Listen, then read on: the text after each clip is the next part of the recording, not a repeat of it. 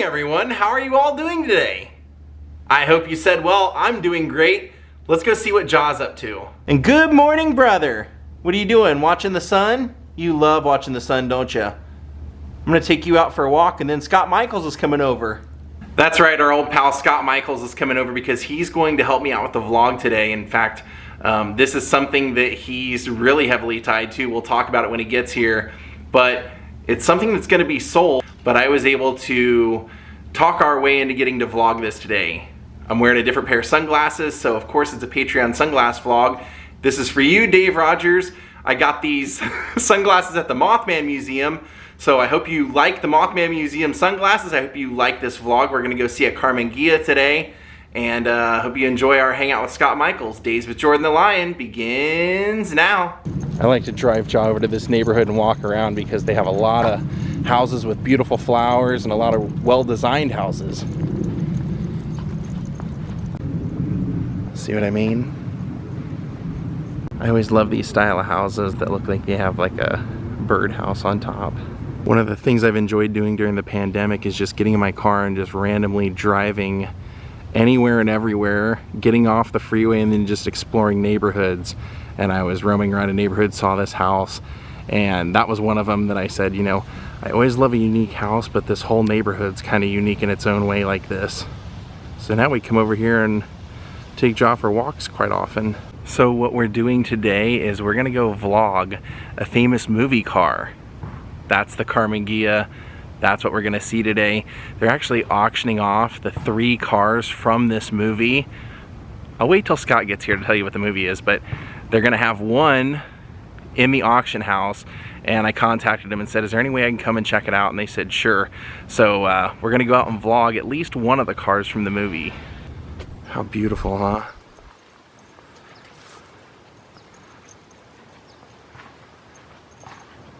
So this is one of my favorites. Take a look at how many different colors of rose bushes they have here.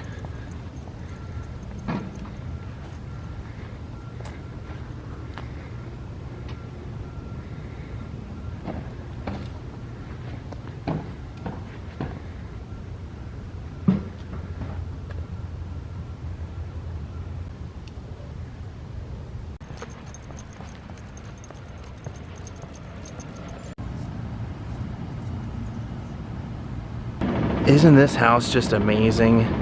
Look how beautiful that is. Really nice to see this neighborhood. Really do feel like you're kind of going back in time.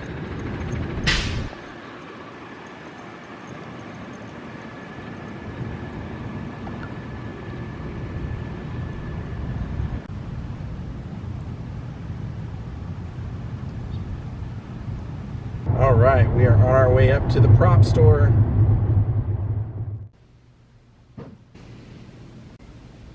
Alright, there it is. There's the Karmann GHIA. A very cool looking car. I was reading online that they were, when they came out, they were meant to be, or at least to look like a sports car, but they never drove like one. This was Brad Pitt's movie car from Once Upon a Time in Hollywood by Quentin Tarantino. This is a 1968 Karmann GHIA. They said they actually had 2, that they had a hero and a stunt car, and this particular one is the stunt car, which means that when you see the movie, the 20-minute mark when Cliff Booth is leaving for the day, he's taken off from Rick's house, he actually gets in this car and backs it out of the driveway, like whips it out really fast and then tears off down Cielo Drive. Now what's interesting is that they said this particular car in 1968 that Tarantino wanted to use for the movie, they didn't make this car in this color in 1968. So he actually used a 1972 color and had it painted specially for the movie. Now I did ask, why did he do that? And they said, well, the story is that he had an uncle who had a car, a 72 Karmann GHIA, that he loved, and Tarantino loved to ride around with him in it. and that one was blue. How cool is that? Now they also said because the Karmann GHIA was not like a true sporty car, it couldn't do what you see it do in the movie. It doesn't drive like that. So what they had to do was they replaced the engine and put a Subaru engine in. So the back of the car is actually where the engine's located. They swapped out the engines. Take a look at that, isn't that cool? So Brad Pitt would have driven this car.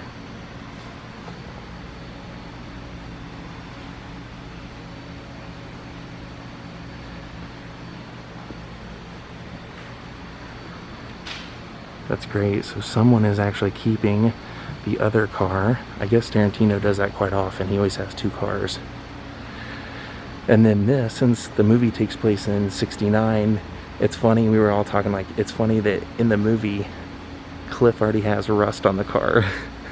So all the damage and everything that you see to the car in the movie, they had to replicate it for both cars. So like this kind of stuff, both cars would have had to have had that. Things like this, both cars have to match exactly.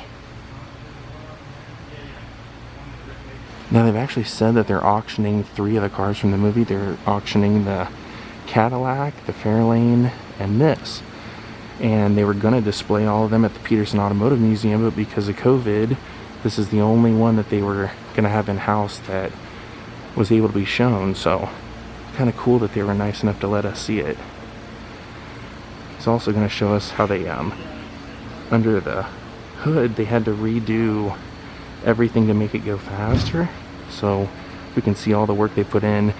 And they actually modified the gas tank, so they put a little studio trick in there so you can see that you're not supposed to use the gas tank. So I just love seeing stuff like this because I've lived in Hollywood for like 20 years now, actually a little over 20 years, and this movie is like the perfect love story to old 60s, late 60s Hollywood before everything started to change. And 3-hour movie, a lot of people aren't making those kind of movies anymore, like a true cinematic masterpiece. So to get to see this car is just really cool, plus to hear the stories of how it was altered and get to see it for ourselves. This is what they did to it that would not have been like this in 1968. And then we can go around. Also, I read online that this was the original design was like a stolen design. Volkswagen hired GHIA to design a car and wanted him to do it with the Karmann company. And he had previously, years before, designed a car with Chrysler, the Elegante, and it was kind of like a prototype that they ended up not using. So he basically just ripped off that design and made it a little bit more Volkswagen-y, and that's the way it was. And I believe I heard that they had to turn this into an automatic because these originally came as stick shifts. Now let's check out the engine, Subaru engine they put in.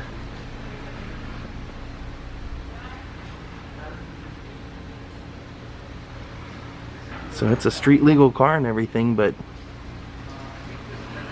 probably much better than any Karmann GHIA you ever would have bought.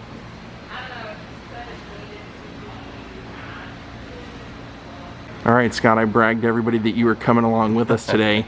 Now, it's because you were a consultant for this movie. You love this movie with pretty much all your heart. What is it like for you to get to see an actual movie car from the movie? It's pretty awesome, no doubt about it. Actually, in our kind of weird Los Angeles history, it's pretty awesome to see it up close. Really, really cool. Because you were there for a lot of the film. I mean, you went to some of the filming. You saw J. Sebring's car and some of those scenes. Mm-hmm. And did you get to see any of the scenes with this car? I did. The Hollywood Boulevard scenes and some of the Cielo Drive scenes I saw it too. So that was pretty cool.